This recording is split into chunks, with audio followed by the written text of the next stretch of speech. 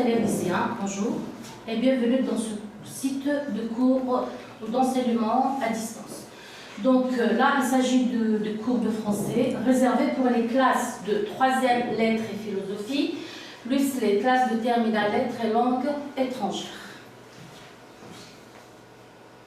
Notre première séance donc, sera consacrée à l'objet d'étude numéro 3 qui porte sur le texte exhortatif, autrement dit l'appel. Donc notre séquence d'enseignement est intitulée comme suit: lire et produire des textes exhortatifs pour inciter le destinataire à agir. Notre séquence d'enseignement s'effectuera en 2 temps. Tout d'abord, on verra la compréhension de l'écrit. Dans cette première partie, nous allons aborder la situation de communication et l'enjeu d'un appel, puis on verra la structure d'un appel et pour finir, les ressources linguistiques ou les procédés de langue mis en œuvre ou investis dans un appel ou pour produire un appel. Puis, en deuxième partie, nous allons découvrir, donc vous allez découvrir 2 sujets inducteurs, un qui va porter sur le compte rendu critique, le deuxième c'est sur le sujet de production libre. Bien entendu, ces 2 sujets seront suivis d'une situation d'intégration et d'une grille d'écriture, donc spécifique pour ces 2 types d'écrits.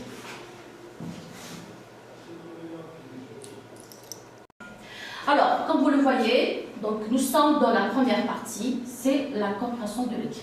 L'objectif de cette première séance est donc de déterminer la situation de communication d'un appel. Cette partie est très importante pour comprendre et surtout aussi pour produire un appel. Qu'est-ce qu'on entend par situation de communication d'un appel? En fait, il s'agit donc de s'interroger, de se demander qui peut être le destinateur d'un appel, qui peut produire un appel, à qui est-il ou peut-il être destiné et à propos de quoi. On verra surtout, on doit aussi s'interroger surtout sur le moment. Quand est-ce qu'on peut produire un appel? C'est-à-dire, est-ce qu'on peut se lever le matin et décider de se dire « Tiens, aujourd'hui on va faire un appel » et pour finir, on verra la raison ou le but recherché. Pourquoi lancer un appel? Donc, pour répondre à cet ensemble de questions, donc il est important de déterminer le statut, l'identité, mais surtout, je dis bien, le statut de celui qui produit un appel. Regardez là, qui produit un appel, c'est-à-dire le destinateur. Qui peut être en mesure de produire un appel? Est-ce qu'il s'agit de n'importe quelle personne ou donc, une personne qui a un statut bien défini dans la société? Donc, pour répondre à cette question, donc ici, on a un ensemble de possibilités. Pour commencer, celui ou le destinateur d'un appel doit être une autorité. Alors, regardez bien, une autorité. Là, il faut s'interroger sur le mot. Qui peut être une autorité? Eh bien, là, il s'agit, ou il peut s'agir soit d'une personnalité politique, ou bien d'une sommité scientifique, ou bien ça peut être un écrivain. Et très souvent, lorsqu'on parle d'autorité, il peut aussi s'agir de personnes qui sont soit membres ou présidents d'organisations mondiales très connues, telles que l'UNESCO, l'ONU ou bien l'UNICEF. Voilà donc ce qu'on entend par une autorité. Donc en résumé, c'est une personne qui a une certaine influence, soit par rapport à ses idées, soit par rapport à ses travaux de recherche ou un travail effectué qui fait d'elle une autorité, mondialement connue, bien entendu. Ça peut être aussi un scientifique, un écologiste, une association qui œuvre pour une cause, d'accord, humanitaire, caritative. Ça peut être un collectif, un parti politique, un syndicat ou président ou membre des syndicats, la famille d'un malade, une victime d'agression ou d'enlèvement, ou des sinistrés, ou un club sportif, etc. Donc là, c'est le destinateur, celui qui peut produire un appel. Puis vous avez ici l'intention de qui? Là, c'est le destinataire. On doit savoir à qui est destiné l'appel.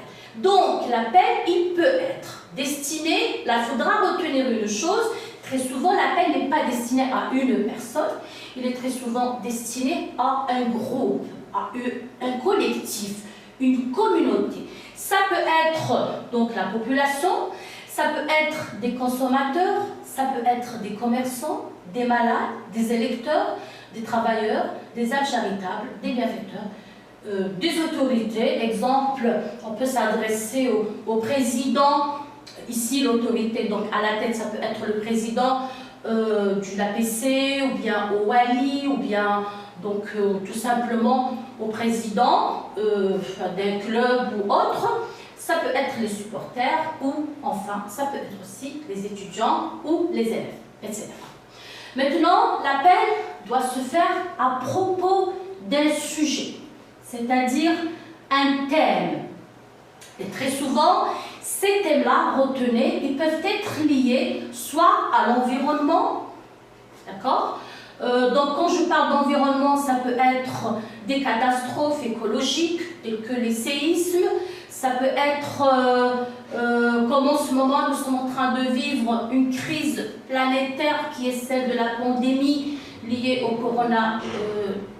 Corona-19. Ok? Ça peut être aussi, donc ça peut concerner aussi, ici comme c'est montré, vous le suivez avec moi, donc ça peut être pour la protection contre une maladie, contre la drogue, la cigarette, protection des personnes âgées, protection de la nature des animaux, aide aux malades, élections, rencontres sportives, artistiques. En gros, retenez le sujet, donc c'est un sujet lié, donc on l'a dit, soit à l'environnement, soit ça peut être aussi un thème social. Exemple, s'il s'agit d'une catégorie de la société telle que les handicapés, ça peut être cela. Ça peut être aussi, pour finir, un thème lié à l'éducation. C'est ce que fait par exemple l'UNESCO. Là, on arrive à une question, donc un point très important dans l'appel. C'est où et quand. Donc, lorsque je détermine la situation de communication d'un appel, je dois m'interroger sur le moment. Quand est-ce que je peux faire un appel? Est-ce que je me lève le matin, je me dis, tiens, aujourd'hui je fais un appel? Eh bien non. Lorsqu'on fait un appel, c'est très souvent suite ou lors d'une, on l'a dit précédemment dans le thème, donc un thème lié à l'environnement. Et là, comme vous le voyez, ça peut être lors d'une épidémie ou, comme je l'avais dit tout à l'heure, d'une pandémie. On est en train de vivre cette situation de crise. Ça peut être aussi lors d'un pic de pollution, c'est-à-dire la pollution qui atteint son sommet, son degré extrême, ou une catastrophe naturelle, exemple les inondations, les séismes, ou bien ça peut être aussi lorsqu'il y a au sein de la société ou d'une communauté la famine ou la pauvreté, lors d'un kidnapping, etc. Ça, c'est pour le moment et pour le lieu. Donc, ça peut se faire donc, dans un pays, dans une région, dans une ville ou dans un endroit précis. Bien, maintenant, comment? Dans cette situation de communication, vous avez aussi comment doit répondre à cette question. Donc, l'appel, il peut se faire à travers un canal de diffusion. Alors, très souvent, on pense à la presse, il peut se faire à travers la presse, mais il peut se faire également, on utilise ces moyens qui sont très employés parce qu'ils sont très efficaces aussi. Vous avez les moyens audiovisuels, à savoir la télévision, la radio ou de nos jours l'Internet. Et pour finir, il y a certains appels aussi qu'on trouve par voie d'affichage. Donc sur des murs, on les trouve donc sous forme de grandes affiches. Et pour finir, la question finale, pourquoi? Donc là, pour répondre à cette question, vous devez retenir une chose qui est très importante. L'appel doit atteindre ou avoir un objectif bien défini. Alors, parmi ces visées, vous avez tout d'abord, je lance un appel dans un but précis qui est celui de sensibiliser d'informer, de mobiliser un maximum de personnes et d'éveiller les consciences. Il peut aussi avoir pour objectif le respect des consignes de précaution et de sécurité. On peut le faire également dans le but, exemple dans le cas de catastrophes naturelles ou écologiques, donc le but de collecter, c'est-à-dire de récolter de l'argent, des vêtements, de la nourriture, du sang. Donc là, il s'agit donc de matériel à récolter, d'accord? Ça peut être aussi dans le but de protéger la nature, protéger les plus fragiles, les malades, etc.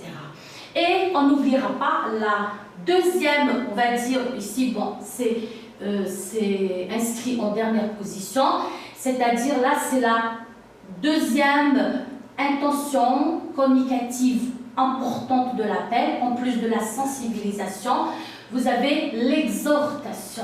Lorsque je lance un appel, je poursuis un objectif, celui d'inciter à agir, d'exhorter, exemple ici, les supporters à soutenir leur club, exhorter les électeurs à voter. On peut aussi lancer un appel pour exhorter les citoyens à venir en aide aux sinistrés, par exemple lorsqu'il y a un tremblement de terre ou lors d'une autre catastrophe naturelle ou écologique. Voilà donc pour ce qui est de la visée.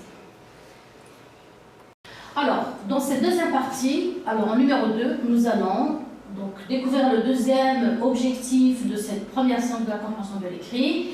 Il s'agit de repérer la structure de l'appel. Donc, on va découvrir là, à travers ce tableau, de manière théorique, la structure, c'est-à-dire le plan du texte exhortatif ou d'un appel.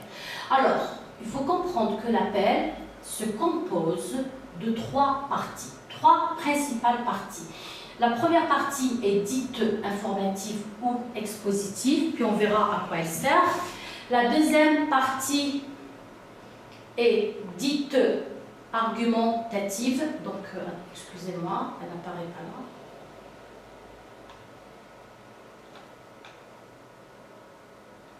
Voilà, partie argumentative, et enfin la troisième partie, il s'agit donc de la partie exhortative ou injonctive.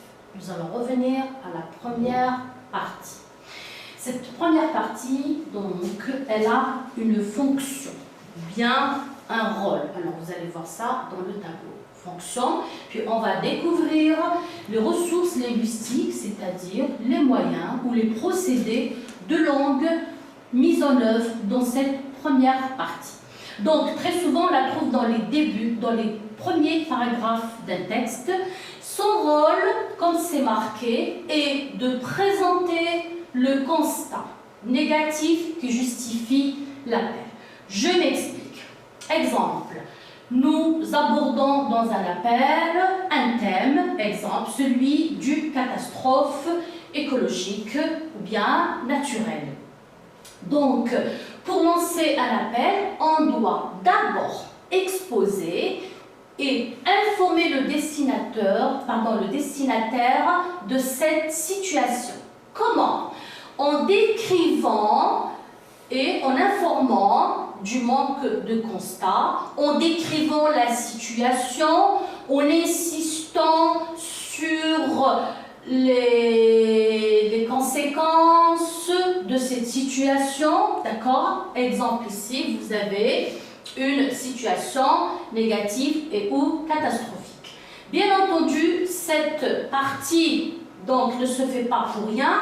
Elle a un objectif bien défini, donc il s'agit d'une intention communicative et il s'agit ici de toucher ou de sensibiliser le destinataire au problème ou au constat exposé dans cette partie. Et pour ce qui est des moyens linguistiques employés ou mis en œuvre, vous avez le vocabulaire thématique en relation avec la situation, à travers ou en employant des mots, expressions liées, exemple à la catastrophe, au manque, à la maladie, à la souffrance, donc en bref, au thème traité. On peut trouver également Copain, madame. Procédés employés, on peut trouver aussi donc d'autres procédés, exemple des passages descriptifs, explicatifs ou informatifs pour justifier l'appel. On peut trouver également dans cette partie expositive, pourquoi l'appel expositif? Parce que très souvent on donne des bilans, donc ici on rencontre des bilans liés à la catastrophe, ça peut être aussi des statistiques, donc à travers des données chiffrées, d'accord, qui renseignent sur le degré extrême du problème ou de la catastrophe. Donc ça c'est pour la première partie de l'appel. Donc je rappelle, dans cette première partie, je retiens deux choses. On pose le constat, donc il s'agit donc de présenter le constat négatif. L'intention communicative, je rappelle, il s'agit donc de sensibiliser le destinataire au constat qu'on vient donc de présenter dans cette première partie. Et pour présenter tout cela, on recourt donc à des procédés, le vocabulaire en relation avec le thème, des procédés descriptifs ou passages descriptifs, explicatifs, ainsi que des données chiffrées. Très bien. Nous allons passer maintenant à la deuxième partie de l'appel. Donc, cette partie est dite argumentative. Pourquoi et à quoi elle sert? Pourquoi l'appel argumentatif et quelle est sa fonction? C'est ce qu'on va découvrir. Donc là, on est toujours dans la théorie. Donc cette partie, elle est censée comporter ce qu'on appelle la prise de position ou l'opinion du destinataire, c'est-à-dire de celui qui lance l'appel. Dans cette partie, une fois qu'il a exposé et fait le constat, il cherche à convaincre le destinataire de cette situation négative qu'il vient d'exposer. Et comment il procède? Donc, il peut marquer sa prise de position, d'accord, ou montrer son opinion, et il va renforcer cette prise de position par des arguments et des exemples qui sensibilisent à la nécessité du changement.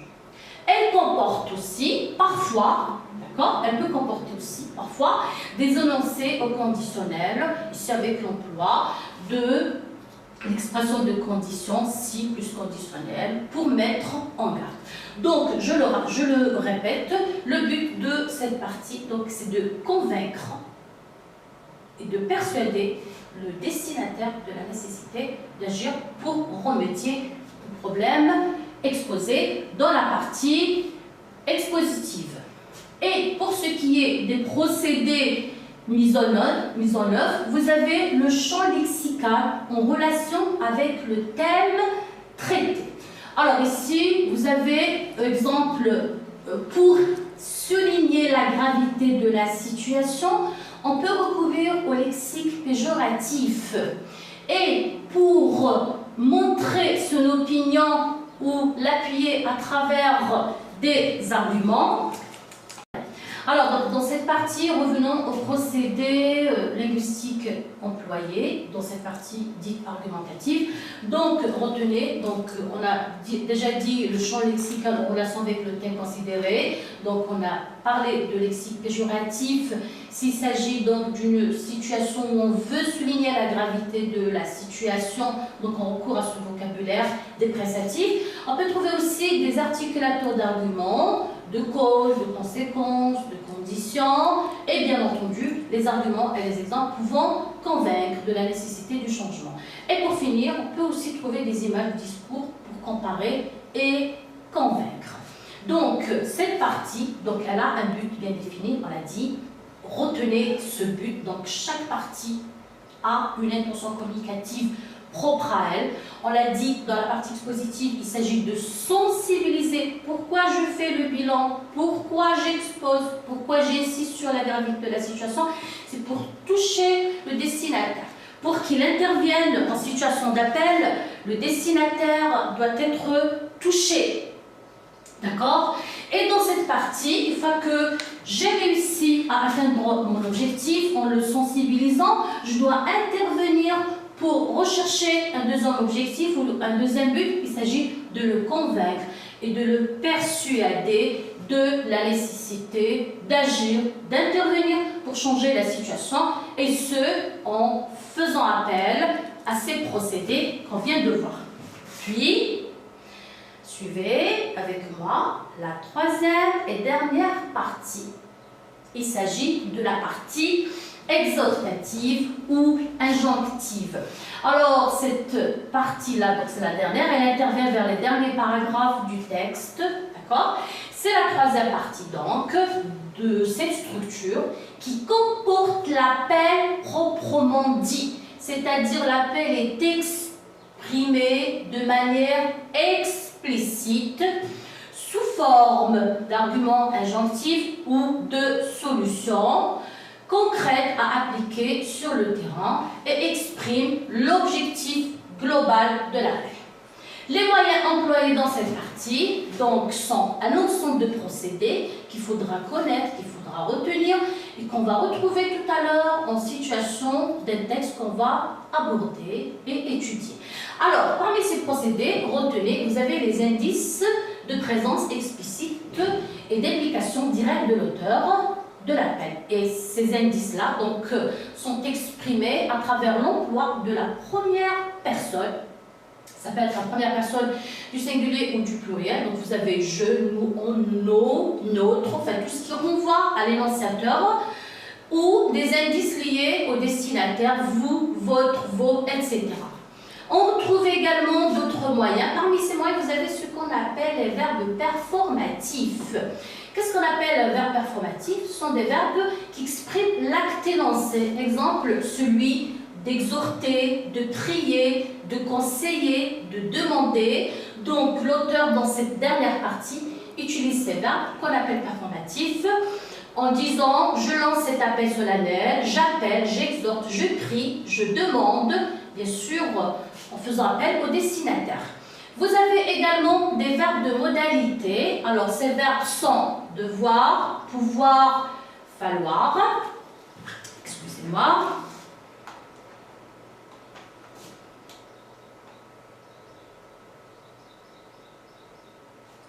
Et on avance un peu dans la découverte de ces procédés. Donc, vous avez les verbes de modalité. On retrouve également des relations logiques. Parmi les liens logiques très employés dans cette partie, vous avez la relation logique de conséquence, d'accord, où l'auteur, une fois qu'il a fini avec la partie argumentative, il va intervenir en disant « c'est pourquoi ». Pour toutes ces raisons, et il va également exprimer la relation logique de but avec les outils appropriés. Là, vous avez la préposition pour qui peut être suivie du mode infinitif ou d'un substantif, c'est-à-dire un nom ou un GN, c'est-à-dire un groupe nominal. On peut trouver aussi la locution prépositive afin de qui est suivie d'un infinitif, afin de est toujours suivie d'un infinitif.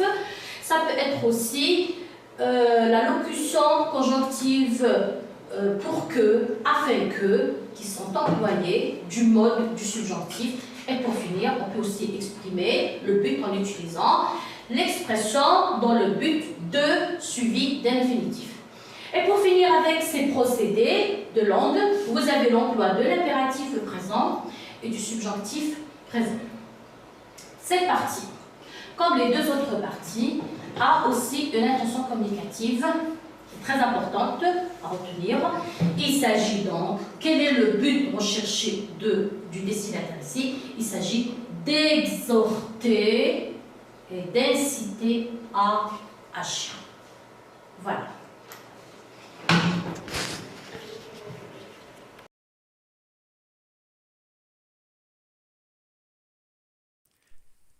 شكرا على المشاهدة. لا تنسوا الاشتراك في القناة، الضغط على الجرس، الإعجاب بالفيديو.